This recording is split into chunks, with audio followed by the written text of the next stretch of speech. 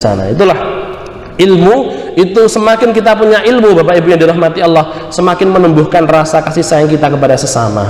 Kemudian yang terakhir al-mim. Mim itu apa? Mulk.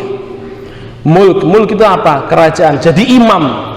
Makanya Allah mengatakan fas'alu ahla dzikri in kuntum la ta'lamun. Anjuran dari Allah, kalau kita punya permasalahan, orang ngerti, tanya kepada ahlul ilmi. Punya permasalahan tidak tahu, tanya kepada ahlul ilmi. Otomatis ahlul ilmi menjadi panutan. Itulah Bapak Ibu yang dirahmati Allah, beberapa hal yang bisa kita dapatkan, fadilah yang bisa kita dapatkan ketika kita mau belajar ilmu.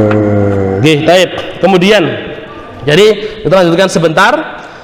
Jadi nasihat dalam agama, ketika kita beragama itu di sana ada keinginan baik untuk para ulama. Maksudnya seperti apa? Apa yang harus kita lakukan kepada para ulama? Menghormati mereka. Terus kemudian ihsanudzon bihim, kita husnudzon kepada mereka. Karena ulama ini ampun disuudoni.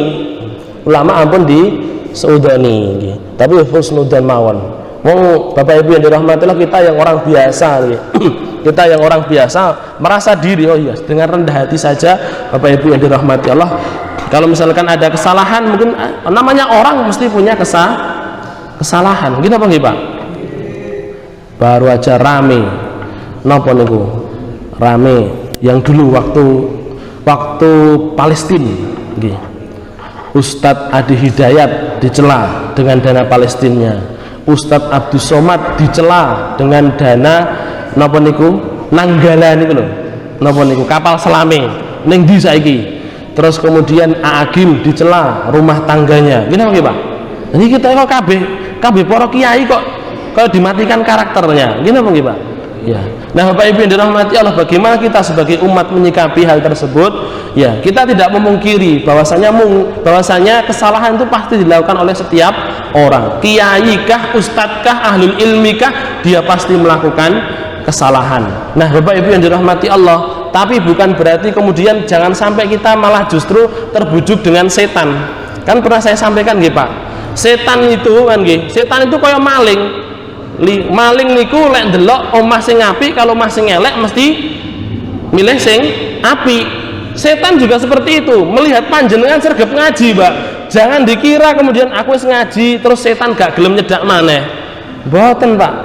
Jenengan semakin berilmu, jenengan semakin sregep ngaji, setan semakin tertarik dengan panjenengan. Panjenengan punya kedudukan, setan semakin tertarik dengan panjenengan. Maka sampai kemudian Hasan Al-Basri mengatakan, Imam Ibnu Katsir mengatakan, jangan sampai kemudian kita menolong setan dalam saudara kita. Kenapa? Setan mengganggu ahlul ilmi, setan mengganggu kiai. Bapak Ibu yang dirahmati Allah, misalkan seorang kiai digelincirkan oleh setan, melakukan kesalahan, terus kemudian jamaahnya pasti terbagi menjadi dua. Napa? Siapa yang pertama? Yang pertama, ustadz kok yang ini, kiai kok yang ini, aku gak usah ngaji maneh, nggih Pak. Gitu mungkin? Ya, aku gak usah ngaji nang kuwi meneh. Akhirnya dia tidak mau. Akhirnya kemudian di sana, ustadz kok yang ini, dia ngaji lama, kiai kok yang ini, gak ning kene neh. Engko pindah nang meneh. Gak cocok meneh. Bas, gak sido ngaji akhirnya. Wis ustadz yo padha wae, aku tak belajar dhewe weh. Ngono sih. Yang kedua apa? Yang kedua taklid buta. Rapopo, Pak Kiai we yo makan minum minuman keras kok. Berarti minum minuman keras gak popo. Enten sing model ngoten niku. Gini apa nggih? Ada yang taklid buta, ada yang kemudian ndak mau belajar ilmu lagi. Artinya setan menggelincirkan ahlul ilmi ini, maka dia bisa menepuk lalat yang baru, dua-duanya tadi. Terus kemudian Bapak Ibu dirahmati Allah, dari ahlul ilminya, dia merasa saya sudah salah. Aku lek ngene iki, aku gak usah jadi kiai meneh. Kenapa? Saya sendiri sudah melakukan kesalahan begitu banyak. Mosok aku ngomong terus tidak melakukan apa yang saya lakukan. Terus mending aku gak usah jadi kiai. Akhirnya Bapak Ibu yang dirahmati Allah, seluruh kiai mandek ra enek sing dadi kiai. Makanya Ibnu Katsir mengatakan dalam tafsir Wal Asri, surat Al-Asr niku kan ada illal ladina amanu terus wa amilus sholihat, wa tawassaw bil haqqi, wa tawassaw bis sabr. Beriman, beramal, kemudian memberikan nasihat, kan gitu. Kalau urutannya dalam Al-Quran memang seperti itu. Tapi kemudian Bapak Ibu dirahmati Allah, ulama sepakat, kita itu bukan beramal dulu baru mengajarkan, tapi dua-duanya harus bareng. Punya ilmu diajarkan kepada orang sembari kita berusaha untuk mengamalkan.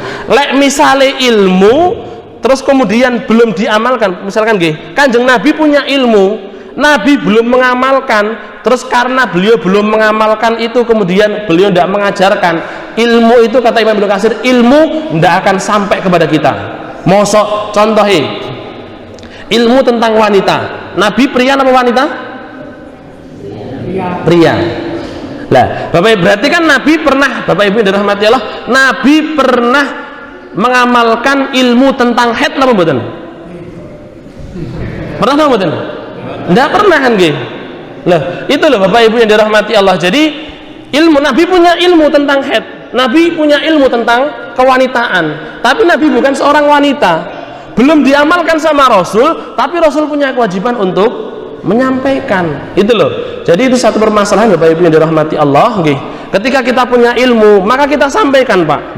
Ibaratnya kita mancing pakai dua kail. Yang satu mancing kita beramal, yang satu mancing supaya orang ikut. Otomatis kalau misalkan Bapak Ibu yang dirahmati Allah, kita belum mampu mengamalkan ilmu kita, ya, maka ada orang lain yang ternyata sudah bisa belajar dari kita, dia mengamalkan duluan, kita otomatis mendapatkan ikan dari kail yang satunya. Kalau misalkan di sini kita diberikan kemampuan oleh Allah Subhanahu wa taala mengamalkan, maka kita mendapatkan dua ikan dalam dua kail. Bisa difahami Pak? Jadi sekali lagi Bapak Ibu dirahmati Allah, melihat para ulama, melihat para kiai yang melakukan kesalahan, jangan sampai kita malah justru ewang-ewang setan. Jangan menjadi yang pertama. Yang pertama itu taklid buta. Lek kiai ini salah, ya salah, diomongi salah gitu aja. Jangan terus kemudian malah kesalahan dibenerkan, atau jangan kemudian kita malah kapok gak lagi golek ilmu. Tapi bagaimana sikap kita, Bapak Ibu dirahmati Allah? Tetap kita ambil baiknya, kita buang buruknya. Taib. Itu Bapak Ibu yang dirahmati Allah, takdim kita kepada para ulama.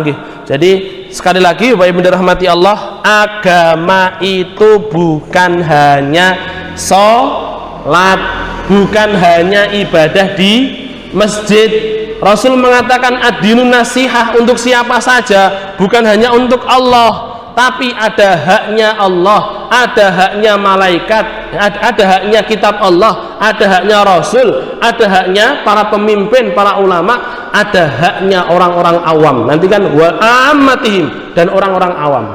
Artinya Bapak Ibu dirahmati Allah, agama sekali lagi bukan hanya ibadah saja yang kita pentingkan, hubungan sosial kita kepada sesama itu pun juga harus kita pentingkan. Sering saya sampaikan hadis yang Bapak Ibu yang dirahmati Allah, yang cukup sering kita dengar tapi cukup mengena bagi sebagian orang. Apa itu? Seorang perempuan datang, ya Rasul, tetangga saya, dia sholatnya baik, puasanya rajin, sedekahnya lancar, tapi dia julid dengan tetangga. Kanjeng Nabi sanjang, dia di neraka. Hiya finnar, dia di neraka. Sholatnya wis bener, hubungan dia sama Allah sudah bener, tapi ternyata dengan tetangga tidak bener, ternyata dimasukkan ke dalam neraka, kata Rasulullah sallallahu alaihi wasallam. Artinya Bapak Ibu sekali lagi, jadi di sana ada hak untuk Allah, ada hak untuk orang lain, berbuat baik kepada Allah dan berbuat kepada orang lain. Agama kita itu adalah nasihat, keinginan baik yang harus dilakukan oleh kita kepada Allah, kepada kitabnya, kepada Rasulnya, kepada para ulama, kepada para pemimpin, dan kepada orang-orang awam di sekitar kita. Itu mungkin Bapak Ibu yang dirahmati Allah yang bisa kita sampaikan pada pertemuan kali ini. Jadi ulama ini sebagai penutup, mungkin ulama yang dimaksud di sini bukan ulama ulama-ulama usuk tetapi ulamaul khair. Siapa ulamaul khair? Disebutkan oleh beliau pemilik kitab Syekh Muhammad Al-Jurdani, walaisal murad bil ulama man tazaya bi zayyihim wadda'al ilm wa akalat dunya bidunya. Yang dimaksud dengan ulama itu bukan orang-orang yang berbangga-bangga, iki lho aku kiai, iki lho aku kiai, terus kemudian sakarepe dhewe Al-Qur'an diutak-atik sak penake dhewe nggih.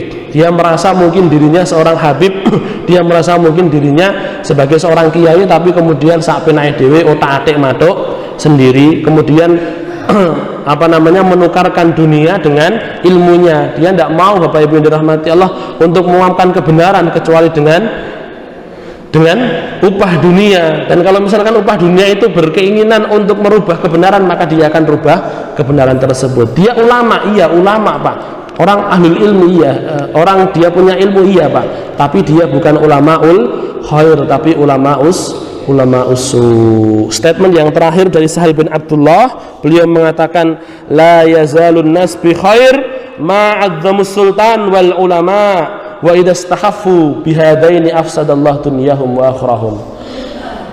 Manusia itu akan senantiasa dalam kebaikan ketika mereka mau mengagungkan pemimpin-pemimpin muslim mereka dan mengagungkan para ulama mereka, menghormati para ulama mereka. Kalau para ulama wis enggak diajeni nggih, Bapak Ibu yang dirahmati Allah, pemimpin suami enggak diajeni, kemudian ketua organisasi enggak diajeni, kemudian takmir sudah enggak diajeni dan lain sebagainya, maka Bapak Ibu yang dirahmati Allah, itu satu penanda bahwasanya kerusakan dunia dan akhirat kita sudah mulai terjadi. Pemimpin itu yang megang kendali dunia kita, punya keputusan otomatis kan nih Pak. Enek pemimpin guweting karo rakyat, otomatis buat keputusan yo gak penak. Gini apa nggih?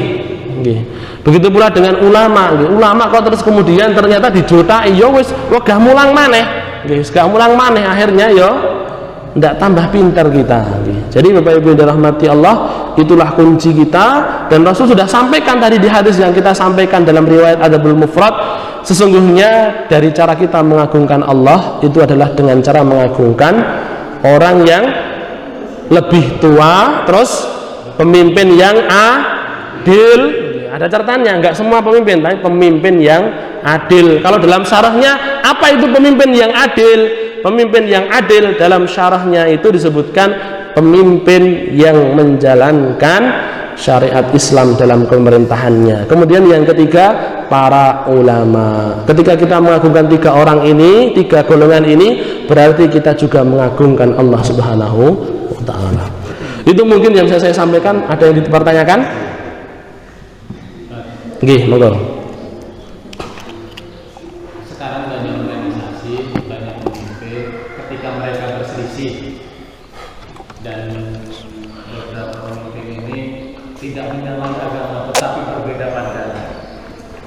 Bagaimana menyikapi perbedaan perselisihan mereka? Sedangkan kita di bawah mereka.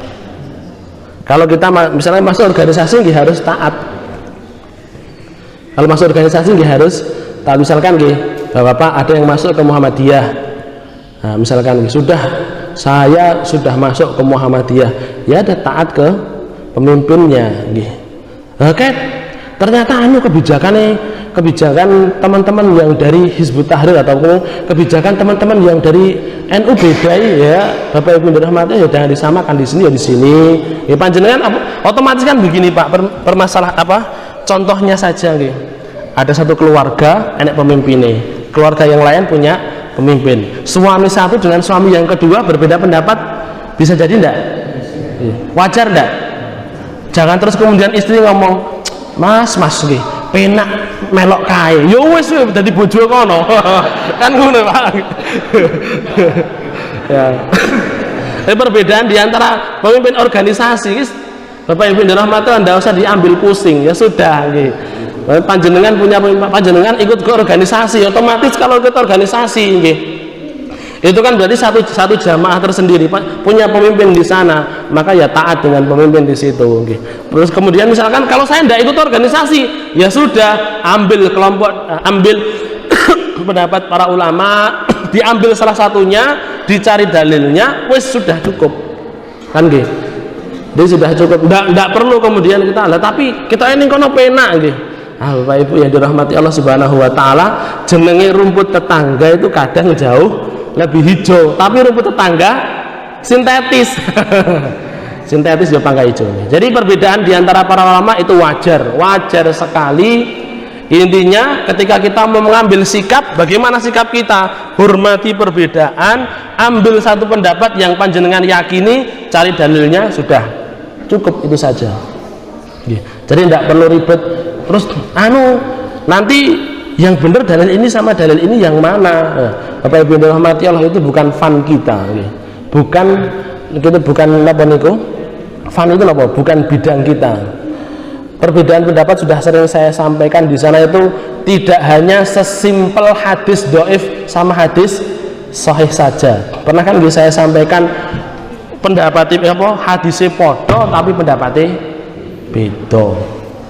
Intinya kalau tetap kiai saya sering sampaikan begitu. Bagaimana kalau kita sudah keluar mau lulus itu Pak, dibekali. Pokok men sampean nggih, kalau mau punya pendapat, kalau mau beramal, cuman dua yang harus diperhatikan. Apa? Yang pertama, ada ndak ulama yang ngomong.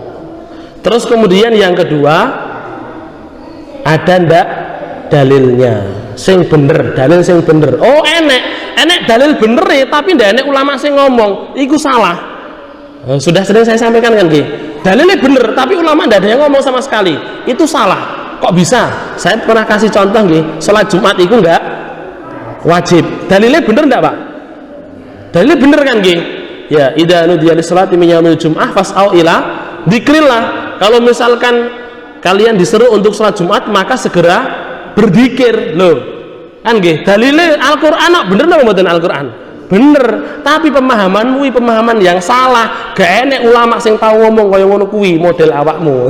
Ngaten nggih Pak. Jadi ra enek ulama bilang seperti itu, berarti ya salah. Dalilnya bener, ndak ada ulama yang ngomong salah. Ada ulama yang ngomong tapi dalilnya ndak ada juga salah. Jadi dua-duanya harus fair Bapak Ibu yang dirahmati Allah. Dalilnya ada, terus kemudian ulama yang ngomong pun juga ada, sebagai bentuk kehati-hatian kita. Apalagi kita lahir nyeprot niku mboten basa Arab tapi basa Indonesia, sedangkan kita taunya hadis itu dari membaca terjemahannya. Kenapa nggih? Ya, jadi sebagai bentuk kehati-hatian yang kedua tadi kata kiai saya, kita orang Indonesia terlahir mau raiso maca bahasa Arab, kehati-hatiane mungkin dari segi arti pas, ketoke pas, tapi ra enek ulama sing ngomong, berarti maknane dudu kaya ngene gitu. Baik. Niku nggih cukup nggih? Ya. Baik, ada lagi? Cukup? Kita cukupkan sampai sekian dulu. Aku qouli hadza astaghfirullah li wa lakum walhamdulillahirabbil alamin.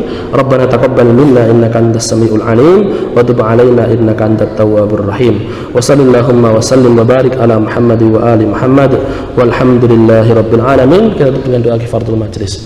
Subhanakallahumma wa bihamdika asyhadu an la ilaha illa anta astaghfiruka wa atubu ilaik. Assalamualaikum warahmatullahi wabarakatuh.